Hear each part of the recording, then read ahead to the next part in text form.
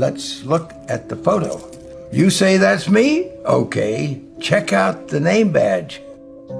It says Aldrin. Looks like you're right. But notice the helmet. Can you see my face?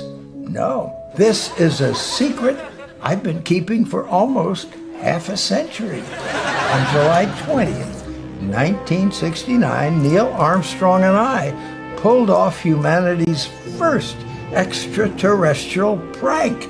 What was the scariest moment of the journey? Scariest? It didn't happen. It could have been scary. Why has nobody been to the moon in such a long time? That's not an 8-year-old's question. That's my question. I want to know, but I think I know.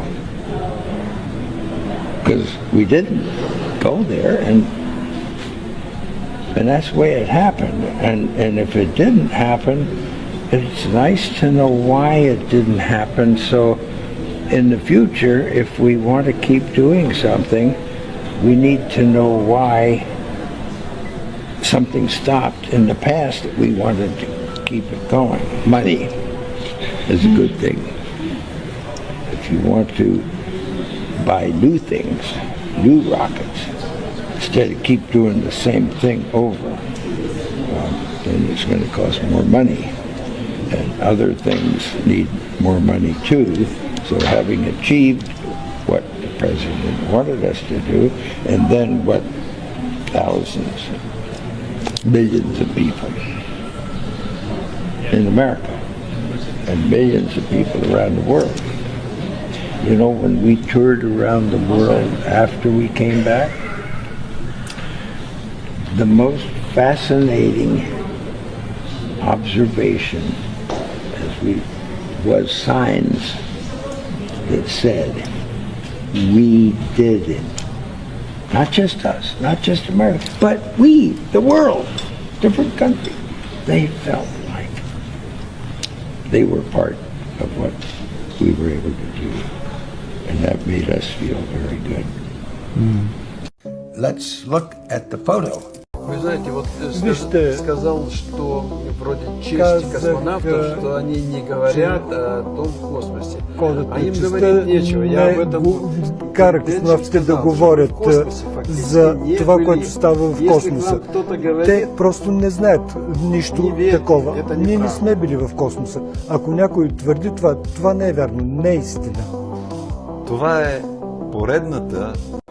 Вы знаете, вот сказал. I don't want to be presumptuous here. I can call you Buzz, okay? That's a legal name, passport, Okay. driver's license. And I am Uncle Coney tonight. Uncle Coney. Let's talk about this, because this is fascinating. I remember very clearly, I think anybody who was alive at the time does, I remember my parents waking me up and we went down and we watched you guys land on the moon. No, which you was didn't. No, you didn't.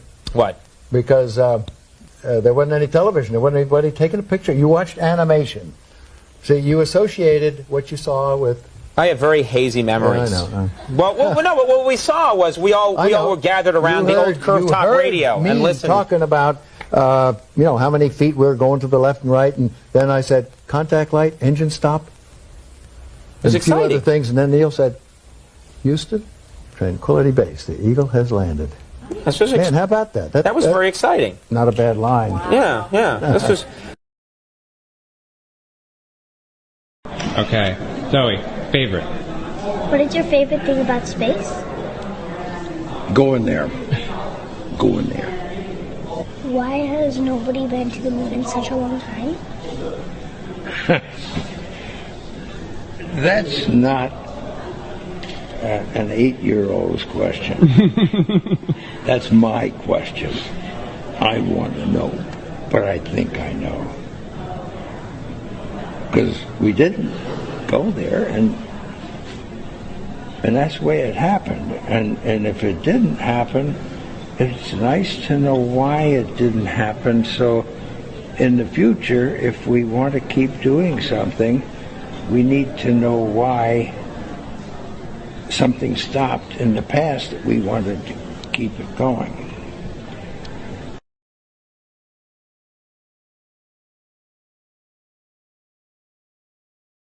What was the scariest moment of the journey? Scariest. It didn't happen. It could have been scary. Certainly.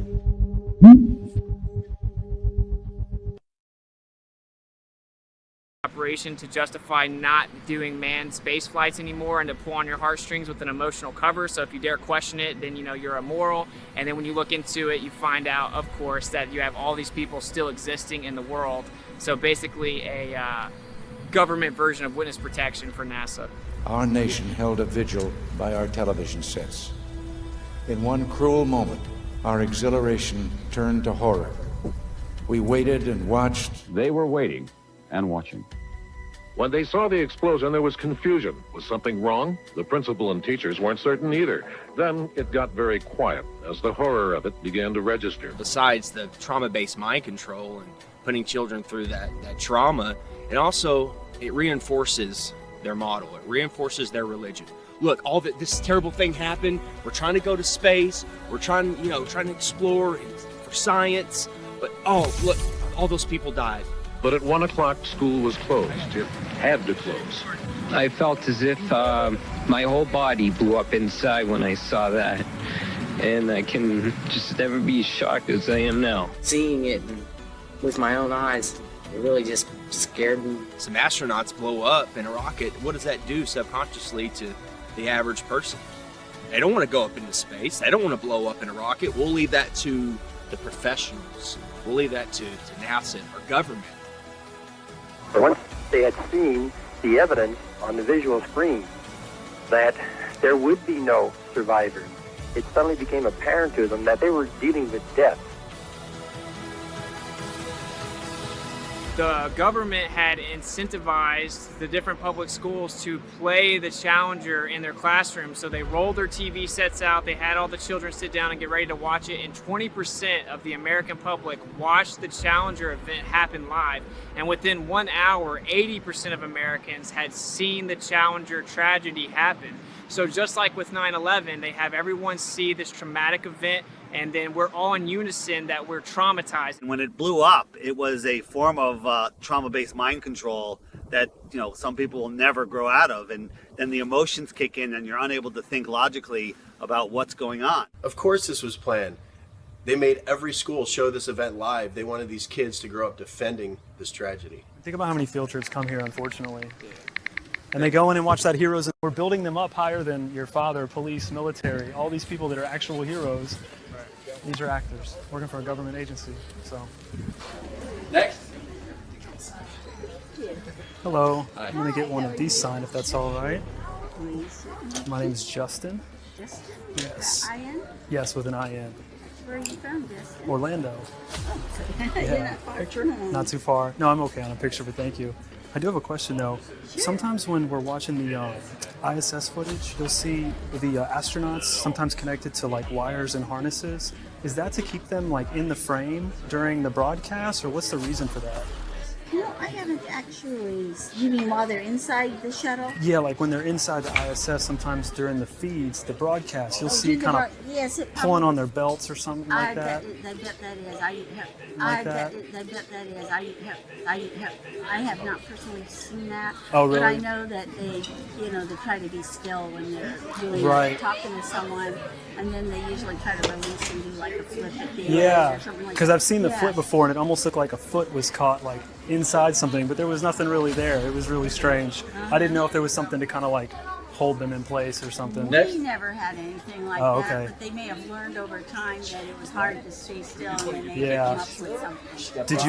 Did you ever think the public would find out that all the spacewalks were filmed underwater? Thanks, sir. Did you have any comment on that? Well, we train underwater. Oh, okay. But only training? Only training. Okay. Most of the public have no idea that the ISS is located in an underwater neutral buoyancy lab in Houston, Texas. The space station footage that they trick us with is not traveling at 17,500 miles per hour above your head. It's all being filmed here on Earth. An exact ISS replica underwater. Coincidence? It's a pretty simple process. Film your footage underwater, remove the water layer, Add in your CGI Earth layer and cast your spell.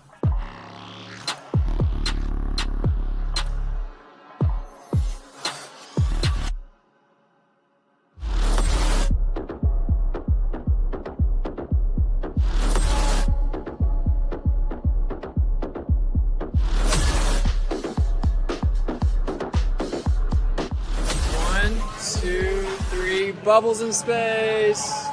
The International Space Station, that's a complete fraud. It's a complete hoax. This is a very important video presentation for those that are on the fence, those that believe in so-called space travel. I'm going to show 3 different astronauts from 3 different countries dropping items in zero gravity, so-called zero gravity aboard the ISS. So again, this is so very important to understand. It's not just NASA, the US, that's pulling this deception off. It's all these world so-called space organizations. And let's get right to it with this Dutch astronaut, Andre Kuipers. Let's take a listen to what he says here. And you stick it to the wall. You know, we have tape everywhere to fix things. We have this kind of Velcro straps, so you can fix it around cables. And so you need all these things to keep your stuff in place, because otherwise you lose it. It just floats away and it doesn't fall down. And it doesn't fall down. And that's very key and very important. Let's get right to it with Andre Kuipers during this tour aboard the so-called ISS. Hier achter deze panelen wordt de urine opgevangen. En I'm going to stop right there. And what he's pulling on is not an actual screw. It's a ring that's attached to this panel. And let's take a look at what happens here. And take a very close listen to it drop. There he goes. Now he's going down, looking down for it. And very important. Again, you see the rings. Here's a ring, and there's no ring here because it dropped. So again, getting back to what he said earlier, you lose it. It just floats away and it doesn't fall down. And he says, again, it doesn't fall down. And we just saw that happen. Now, very interesting. Let's take a look here at this YouTube video. Now, I found this pretty hilarious with the Andre Kuipers tour, the U.S. edition with the European Space Agency's official YouTube channel. Let's take a look here at the comments. And you don't see much interaction whatsoever by, as you can see, the European Space Agency's, the handler of the channel itself. There's no interaction, or very little, I should say, as you scroll around. There's no responses, no hearts. But take a look here. I found it pretty hilarious what I came across here as I scroll. Again, no interaction. You have to keep scrolling, and you'll see one here with Mike, Andre Kuipers Legend. You see the heart by the European Space Agency that runs the channel on YouTube. But take a look here. Here's another heart. Love the screw drop. And you get a heart by the European Space Agency. It's not actual screw, it's the ring, but still, you see no other interaction. You get 2, and one is for the screw drop or the ring drop, and the other is for calling, again, Andre Kuipers Legend. And again, all these other people saying how they love space travel, how amazing it is aboard the ISS. They're getting no response. I just find that pretty hilarious. And again, it's all about mockery. And here's just a little bit of a close-up of the heart from, again, the European Space Agency on YouTube. And here it is right here again. Unbelievable. This world we're living in. Nothing but lies. And moving on here with another astronaut, this Italian astronaut, Paolo Nespoli, as he drops a clip here. Let's take a look here. I'm going to play it in slow motion for those that might be questioning what I'm presenting.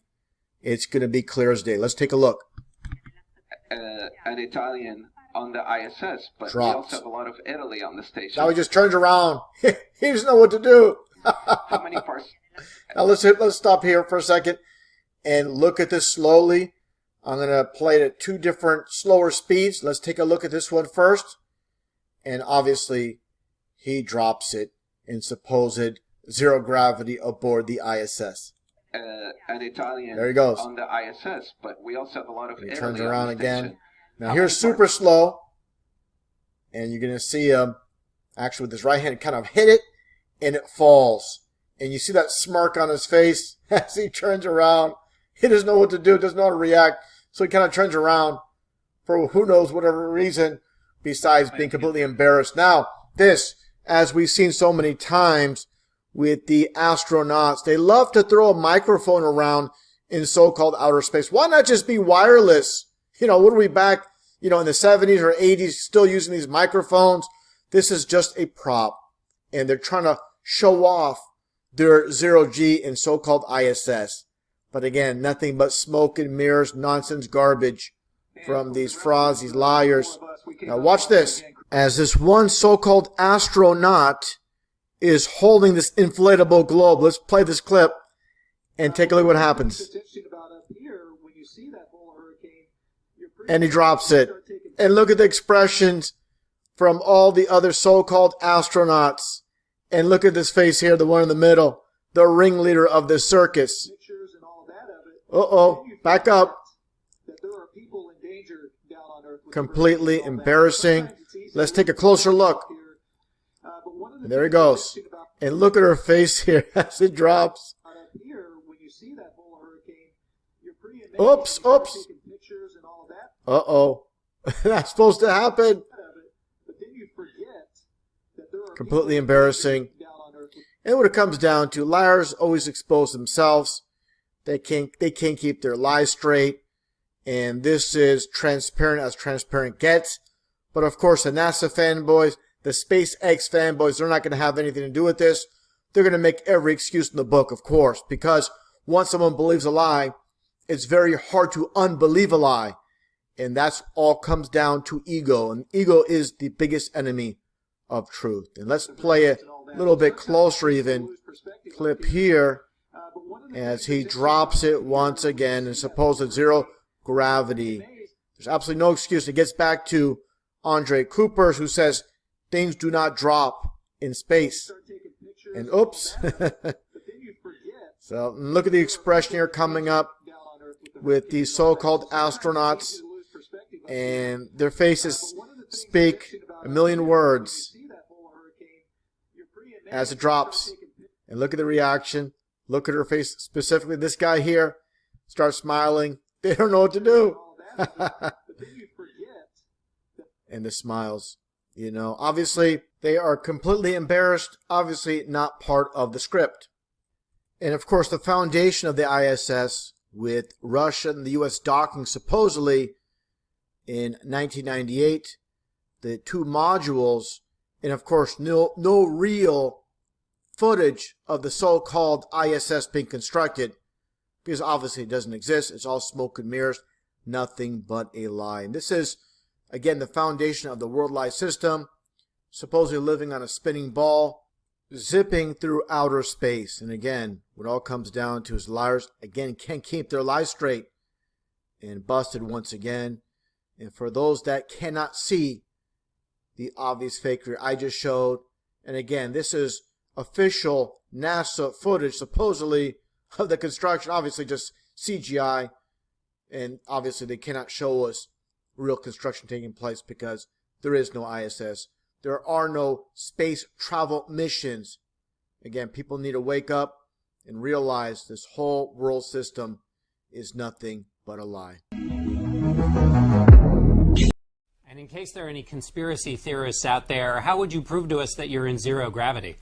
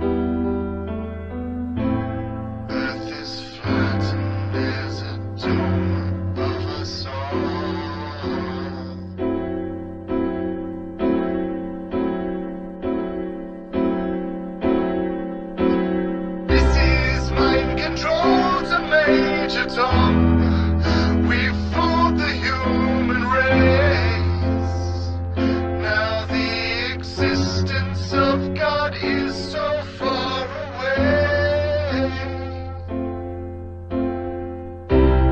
Mind control to Major Tom. Mind control to Major Tom. Earth is flattened as a dome above us all.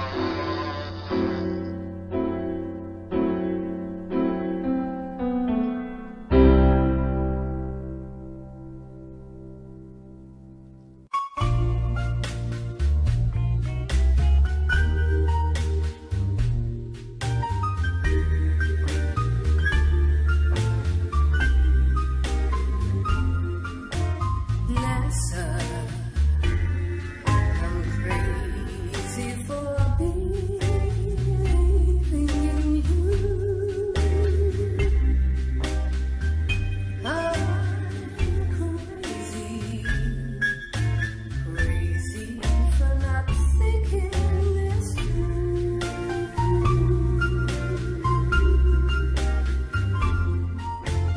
I thought the world was a globe, but you're lying. Maybe someday the masses will realize this too.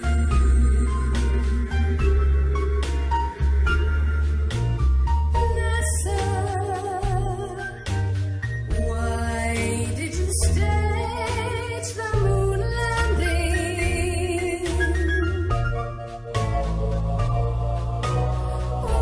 Wondering, where in the world did you go?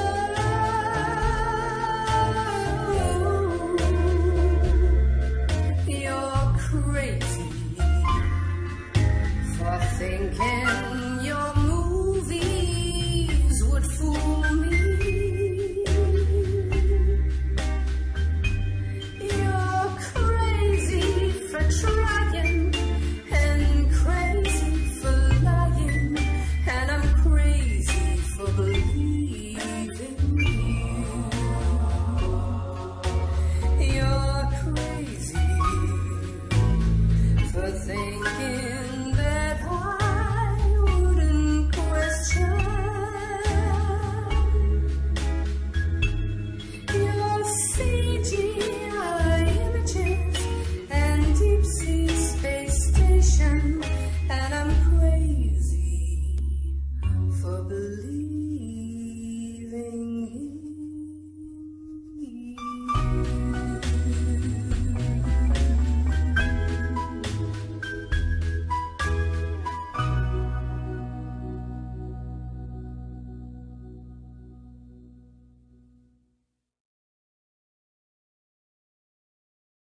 And I love this video because it looks like animation, like something that somebody made, but it's actually real footage from the space shuttle, just sped up just a little bit. And this is a little video. It's about 4 minutes long here. So there's the space station. I love that this is not animation. This is film taken by a shuttle of the space station. And so this is real. It's not animation. Now, this looks like animation, and I'm very proud to know that it's actually real film. It's not a video game.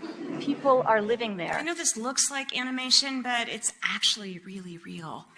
I love this video because it looks like animation. It doesn't look real, but it is real. People can watch all these fuck-ups and trickery by NASA and all these other space agencies, and all that goes out the window because they see a little light in the sky, and it's the ISS. Oh, yeah, that's the ISS. That's all the proof they need, and everything else goes out the window. The view will still be A-OK out there, and all you need to look for is a bright light in the sky that will be moving, and that'll be the space station. I've seen the light go from horizon to horizon.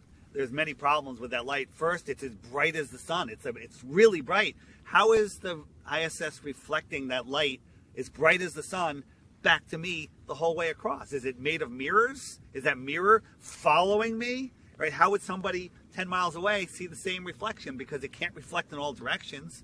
It's going 17,500 miles an hour. For 12 minutes, I could see it. So what is it? I was in communication with a NASA whistleblower, and he says that they have 5 B-2 bombers that they've remodified with some parts of them are transparent material with a thin metal struts that you really can't see. The bottom was overlaid with LEDs to match the color of the sun, and they use them in their base. 2 of them are in Alaska, and I forget where the other ones are, and they take turns doing these flybys. Lunar surface or on the daylight side of the moon by eye without looking through the optics. I don't recall during the period of time that we were photographing the solar corona what stars we could see. I don't remember seeing any. I don't remember seeing any. I don't remember seeing any.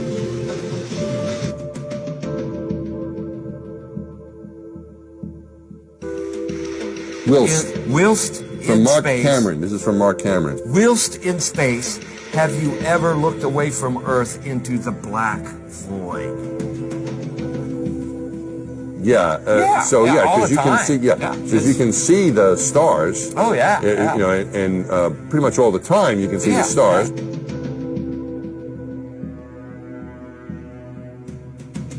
We were never able to see stars from the lunar surface or on the daylight side of the moon. The sky is a deep black when viewed from the moon, as it is when viewed from cislunar space, the space between the Earth and the moon. And you cannot see stars. It's not a black void. I mean, it's black, but there's all kinds of little polka dots. There's all the stars there, and the cool thing is about it, you can see it during the day. And when you're in space and you're looking into deep space and you're on the sun side of the orbit, the sunlight washes out all the starlight, so you can't see any stars, just like here on Earth. There's all the stars there, and the cool thing is about it, you can see it during the day. Yeah, you can, and there's more than stars. You can see planets. You can see moons. You see the gas Magellan clouds of the Milky you Way see galaxy. the Magellanic. The sunlight washes out all the starlight, so you can't see any stars, just like here on Earth. Pretty much all the time you can see the stars. Then when you look out into deep space away from the sun, it's the darkest black you can imagine. Just the inherent beauty of it, the velvet, bottomless bucket of the universe. In like just hanging there in a vast sea of darkness, and the most frightening darkness that you could ever imagine. Pretty much all the time you can see the stars. From Mark Cameron. This is from Mark Cameron. Whilst in space, have you ever looked away from Earth into the black void? And the most frightening darkness that you could ever imagine. Pretty much all the time you can see the stars. Sky, of course, was black, but it had sort of a velvet sheen to it. The biggest visual surprise was just how black the sky was. You have a brilliant sun, brighter than any sun you normally would see, even here in New Mexico. You have these extraordinarily high mountains. We were in a valley deeper than the Grand Canyon. But then you have this black sky, a sky blacker than black, as the old Vidicon expression used to be. There's all the stars there, and the cool thing is about it, you can see it during the day. I've often tried to explain the difference between darkness, when you turn out the lights and it's dark in here, or blackness. Blackness is the endlessness of it all. It's hard to comprehend.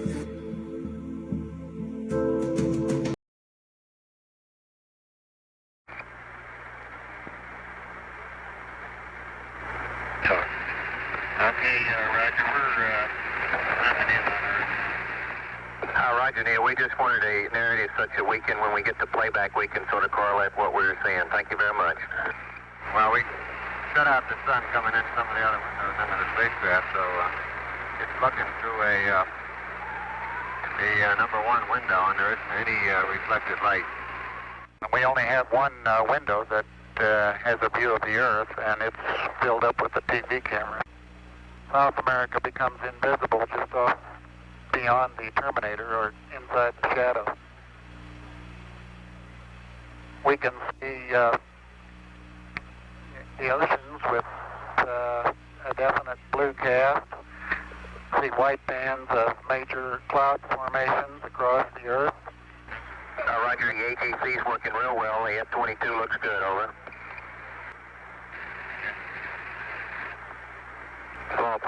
Houston, did you copy? Over. Did you copy, Charlie?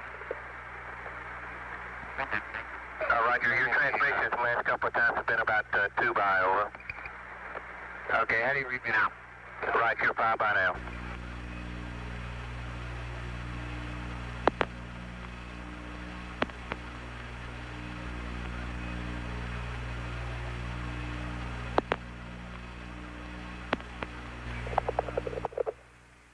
Coastline. Now we're coming in. Can't quite make out who that had.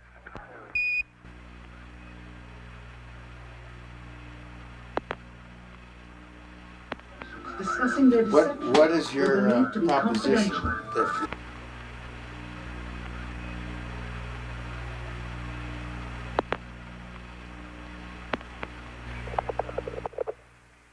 Coastline. Now we're coming in. Can't quite make out who that had.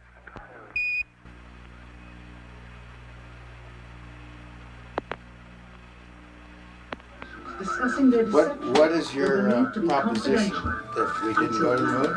I know for a fact that you Here did. they discussed that these I know for a television fact that you did transmissions not. were in fact You know for a not fact that we did broadcast not. live, as That's everyone correct. And believes. you'll see this tape They were proves first that. Okay, well, screened and I'm not interested for playback later. in satisfying your suppositions when there's all this evidence that we did. This proves, as you see, that you were using the window to demonstrate that you were halfway to the moon when you were Turn the doing an camera illusion off, with please. the window. Sunlight from entering the Turn the sky camera off. through the other windows. As You're to full not of shit. It shows that you're in Earth orbit. Now, if the moon is 3 days away, and this is late, on the 18th, how could you possibly walk on the moon 2 days later when this was shot on the 18th? And You want me to sit in front of a camera while you're taking pictures, you're showing this, and then you want to see my the reason reaction? this was done. I know for a is fact so that That's you didn't. slimy journalism. Do you realize that?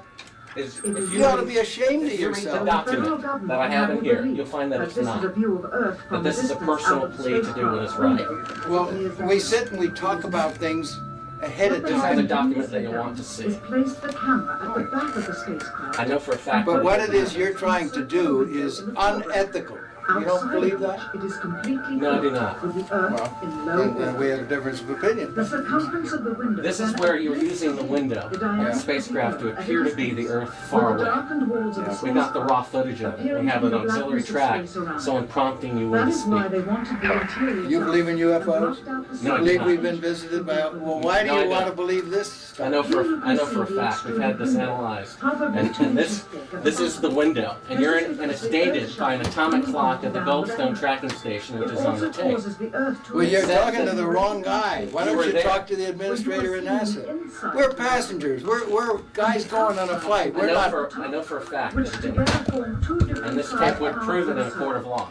Subsequently, this It would. tape was never used. Why don't It you would. try? Why don't you put your money into a court of law and see how people laugh at you? You want it... No one has Is your laughed. camera working? No one has laughed. And this makes you the real famous person that has discovered this and reveals all this stuff. What an ego you must have to want to propel yourself like this. That's not why I'm doing it, and God knows that's not why I'm doing it. I'm doing it for the truth to come out because I think it was wrong. You can also notice how the No, astronaut but you're doing it the wrong way. You don't mislead somebody like me to come in here. If you didn't go to the moon, that's misleading people. I'm showing you this Okay, tape. we went to the moon. We're not misleading anybody. Then how is it possible that this is the window? It's shot to make it look like. Look, you can manufacture all you want with This these is things. straight. This isn't manufactured. Sure. You know that it to isn't. that of an interior of the astronauts at work. I believe this would prove it in a court of law that you did not go to the moon. It's dated on the 18th. It proves when you remove the Will you give me your Here's business the light. card? It's all in there. Camera controls, It's all but in there. not throw light onto the spacecraft's wall. Here they remove part of the crescent insert. This proves that it's the window. You can see them removing the crescent insert that you did to create the Terminator line in front of You're the so window. full of shit, I can't believe it. If you show this publicly, you're open for a lawsuit. Okay?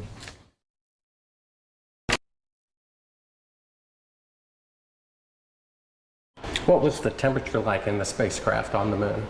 Well, the lunar module that was the vehicle that we landed on the moon, it was just like this room we're sitting in here right now. We had a thermostat, and it worked a little different than the air conditioning in a house or a building. However, it had the same effect. So if it was too hot, we moved it up a little cooler, and so we could get just the right temperature we wanted.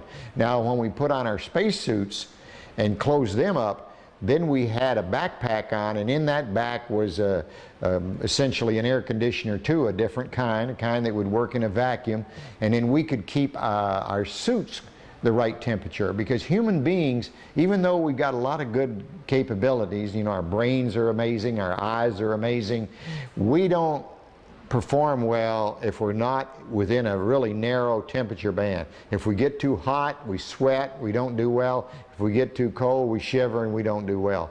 So it's important for human beings to have temperature control, and of course we do that on Earth real well. If the LEM didn't have climate control, and had air in it, would it be hot or cold without the climate control? If you just took a lunar module, and well, let's take the climate control and it fails. All right, what happens then, you've got air in setting there, it's 70 degrees. If the lunar module is setting in the sun, which it always is, then slowly but surely that temperature inside is going to go up to 250 degrees Fahrenheit. Now you ain't going to make it, because you're going to cook long before that. What powered the air conditioning? What powered the air? Batteries. You had a number of big batteries in the lunar module. They powered pumps.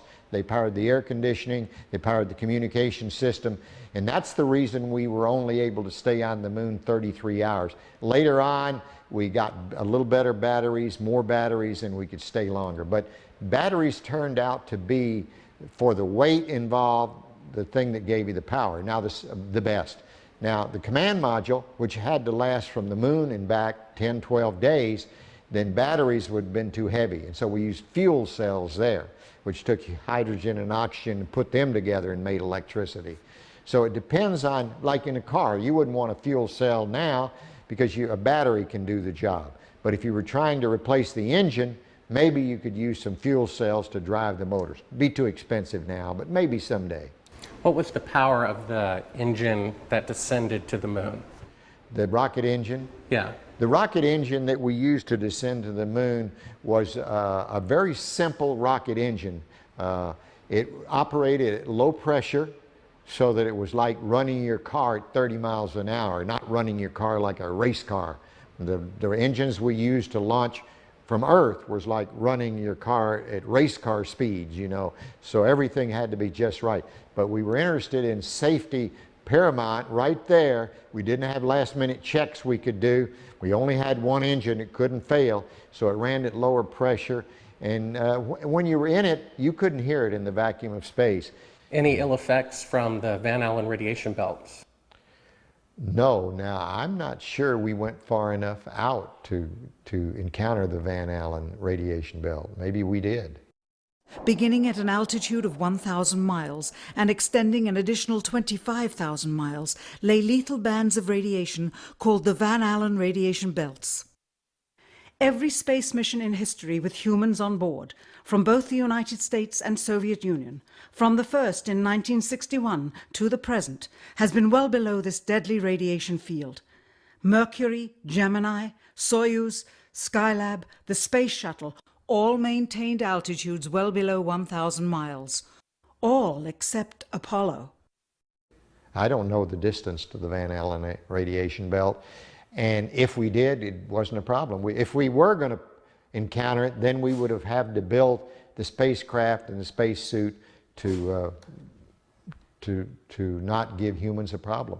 You don't just build something and hope it works. You study to see what the threats are, the environment is, and then you say, how thick do I have to make the metal on the spacecraft so that going through this kind of radiation or these kind of meteoroids, it won't get hurt. And so then we build it that way. The belts are 1,000 miles to 25,000 miles above the Earth. Then we went right out through them. No effects on your cells? We didn't even know it. I don't think anybody, well, maybe somebody said you went through the radiation belt, but we didn't feel it inside, and we didn't get any, added radiation.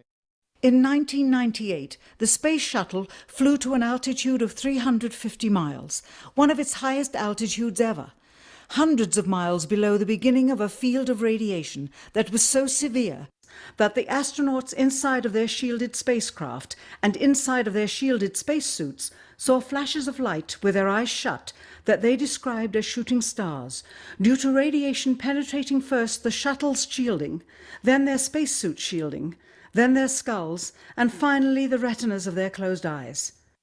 As a result, CNN issued the following report noting NASA's unpredicted surprise. The radiation belt surrounding Earth may be more dangerous for spacewalking astronauts than previously believed. Scientists say the phenomena known as the Van Allen belts can spawn killer electrons when the Earth's magnetic field changes. These electrons that are being studied could have an important effect, not only on satellites, which has happened in the past, but could also affect the astronauts by creating large doses of radiation that could influence their health. The electrons can penetrate through various materials, including spacesuits, and can pass through, in fact, the walls of the space station, and can create high charges deep inside of these objects. No strange occurrences? Nothing like that. The space shuttle... Go ahead. The space shuttle went to 365 miles a few years ago because I worked in news. I saw CNN. They said that the radiation belts surrounding Earth are more dangerous than previously believed because the astronauts saw shooting stars with their eyes closed just when they got within 600. Radiation belt. We saw shooting stars, but they're not shooting stars from with your eyes closed, although they look like it.